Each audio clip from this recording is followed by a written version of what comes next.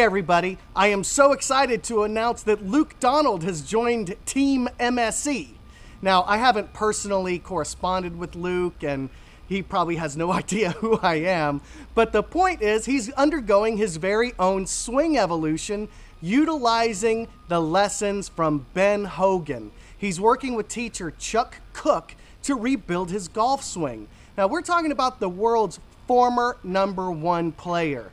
And what he wants to do is he wants to get better.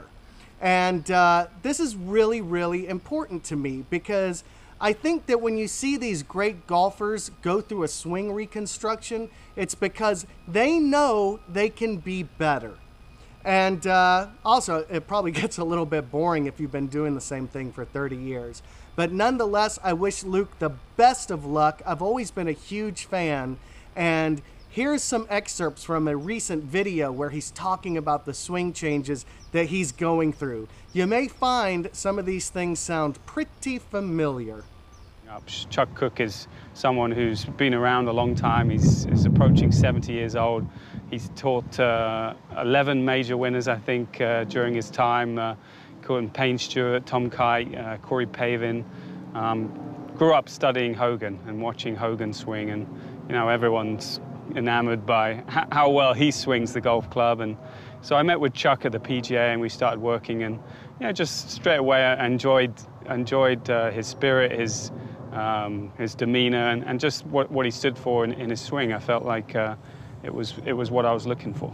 The first thing for me that I wanted to do was get the club deeper and keep my height a little bit on the backswing. So that was really the first part of the process of change. Then I needed to really minimize the amount of my hips moved forward and back laterally.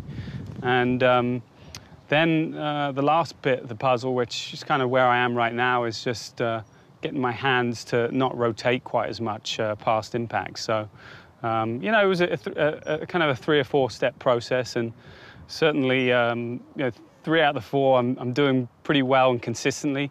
The 4th one is what I'm concentrating on right now. You know, I think with a swing that gets a bit more upright, your elbow tends to get a little bit further away from you. You know, in Chuck's ideal world, he wants you to turn and keep this elbow nice and in, and a little bit more when it comes down, I'm more in front of myself. So if you get it up, then you've got to come down. So that's his point. So this will keep my arms nice and close and get the club deeper. You're going to see the hands a little bit lower and deeper. You're going to see me keeping my height, though. Before, I'd get a little bit more up and down, and my head would go down. And then on the way down, you're going to see this elbow being more in front and more rotated at impact, so more shoulder turn at impact. You're going to see more of the back of me then. And then hopefully you're going to see the handle disappear left a lot quicker. Before, it would be, you know, a little bit more out, there'd be a bit more gap here.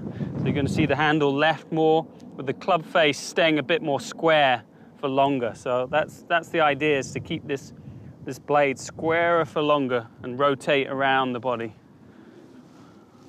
Heel toe, cover left, and smash it to about 6 feet.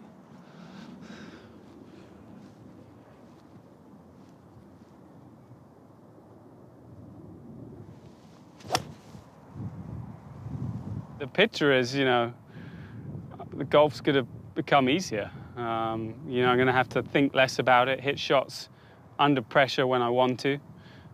You know, you're standing on that 72nd hole and you've got a tight drive and you need to nail it down the middle.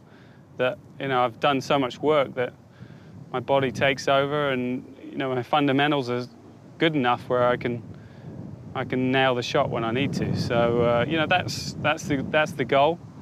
Obviously, to try and enjoy the game as much as possible. It's tough and frustrating sometimes, but yeah, I feel like I'm pretty fortunate to do what I do, and you know, I'm hopefully be out here for a while.